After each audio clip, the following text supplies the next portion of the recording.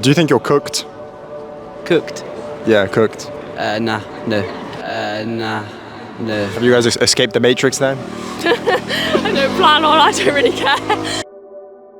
The Industrial Revolution and its consequences have been a disaster for the human race. Do you guys think you're cooked? Yeah. Edith's cooked. No. Maybe. Might possibly be. Maybe? Cooked in what sense? Like spiritually? A little We're Mackie, so we're feeling a bit cooked right now. What makes you say that? Exams and stuff. Yeah. I mean, I don't have exams, I have a project, which is finished now, so it's out of my hands, but I think Edith's feels a bit worried. No, not really.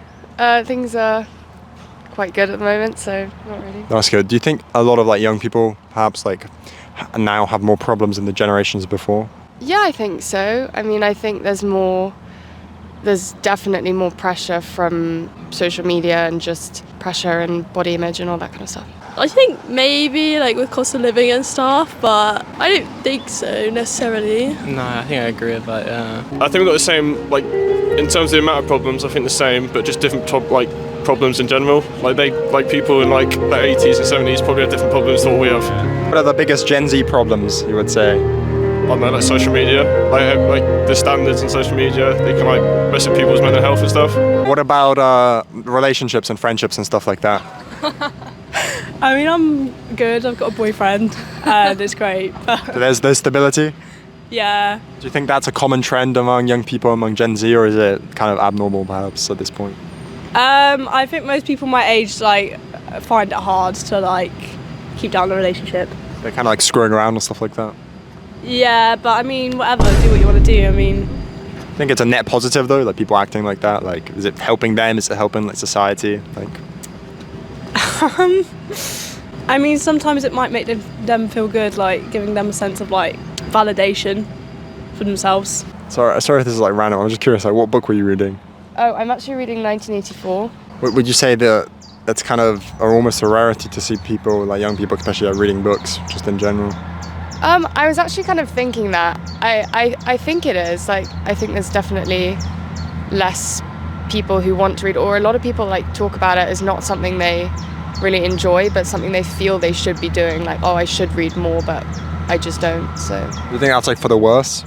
I think so. I mean, I think there's things that you get from books that you don't get from, you definitely don't get from scrolling on social media or whatever. So yeah, I think so. I feel social media is a big part of that as well. A lot of comparison, people not feeling their relationships are adequate even though they are. They say comparison is the thief of joy. Would you agree with that then? 100%, yeah. So you think a lot of the stuff that Gen Z struggles with is of a social aspect, maybe friends, relationships, stuff like that? Well, a lot of people deal with loneliness these days, a lot more than what they used to do back in the 80s and stuff, so that's a different problem. You can just sit at home on your phone instead of before there were phones or anything, people would have, to stay entertained, you'd have to go to the pub and socialise with your mates, whatever it is, whereas now there's a lot more options to do nothing. I think a lot of people, they're very used to having stability, right? You have your friends, you have your family, and most relationships in that sense last for a long time. So if you have a romantic relationship or sexual relationships that kind of goes away like that, a lot of people might be unaccustomed to that, and that's why they might have difficulty dealing with it. Losing anything for anyone is definitely hard.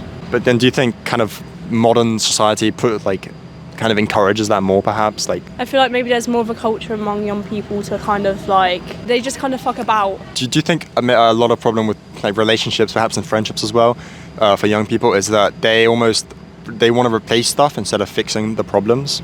I think maybe our generation, a lot of people are a bit more immature, so they kind of don't look deeper into fixing the issue, and they kind of they just won't bother. So do you think our the younger generation has more problems than the generations before? Yeah. What sort of stuff? Well, I don't know, they're just kind of stupid, cooked. really. Yeah, kind of cooked, yeah. But you're out here kind of reading books, name 10 books sort of thing. I don't read books. You kind of got that intuition kind of grind set. Yeah. I mean, I find this myself sometimes, if I've been on social media a lot or just in general, sometimes it's hard to just sit down and watch a movie in its entirety because you're so used to short form content. And same thing with like books and reading that I think puts people off, is like you can't focus for long enough now because we're so used to like short form content. Social media has kind of impacted the way we view relationships, because social media kind of like normalizes this idea of like hookup culture. So guys think it's acceptable to kind of like essentially hit and run.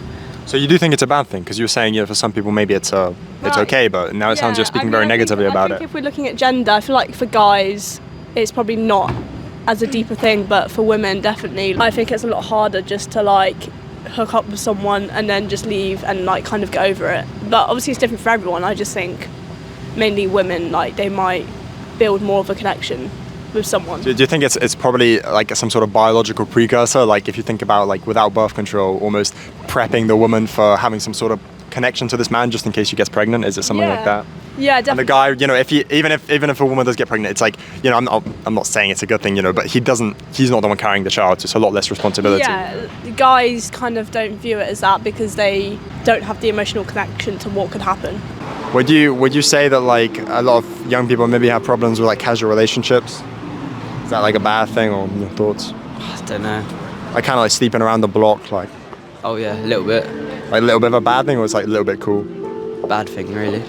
So you're saying like Future's kind of mantra, like sticking to the code, all these hosts for the street, like that's kind of just damaging to the youth. I think so. I'm not really sure. And I was curious, when you talk about social media, what was like the worst one that you think has impacted young people, kind of? Actually, I think Instagram. Like I think because TikTok has kind of become, like over the time that I've been using it, I think people are trying to be more realistic about their lives and about, what they're doing. But Instagram is like, so it's such a highlight reel. Like people will just post, when they're doing something great, they'll post that, or when they look great, they'll post that, and it's not indicative of kind of the day-to-day reality. Yeah, exactly. So would you say perhaps a lot of like the problems with young people is almost like from abundance, and people have too much to compare it to, and that kind of makes them miserable? Yeah, definitely I would say that. I think whereas before, previous generations, it was just kind of your life and those around you, and that was your only comparison point. But now you can compare your life to, literally anyone, just by opening your phone, and that's kind of... So you'd say like that social media and perhaps like globalization and stuff, it pushes a lot of these perhaps harmful social ideas. Yeah, 100%. And that hurts a lot of young people. Yeah, it normalises a lot of things. It just normalises cheating, like being unfaithful and not being loyal. Social media like hypes men up, and like if you're a cheater and you're like disrespectful to your woman, then it's like, oh, you're like an alpha male. Do you think that's on both sides as well, where maybe like negative behavior in men and women is kind of like propped up by certain people? You can almost always find someone to like back you up, sort of. Yeah, but I think in the sense like if a woman was to sleep around, she'd be slut shamed, but if a guy was to sleep around, he'd be like a hero. And even like if someone doesn't really use that stuff, like if they interact with other people who do, like if a guy that goes out on a date with a girl, she might be like subconsciously comparing him to other people, kind of, and then that impacts you even if you kind of don't engage in that sort of thing. Yeah, no, definitely. And I think even if you're not like on social media, there's definitely a pressure to be, because there are just like, even among my friends, like we're referencing stuff that we see on TikTok or we see wherever, like all the time. And if I wasn't on social media, I just wouldn't get those references, and I think that would make me feel kind of The skibbity toilet. Yeah. All right.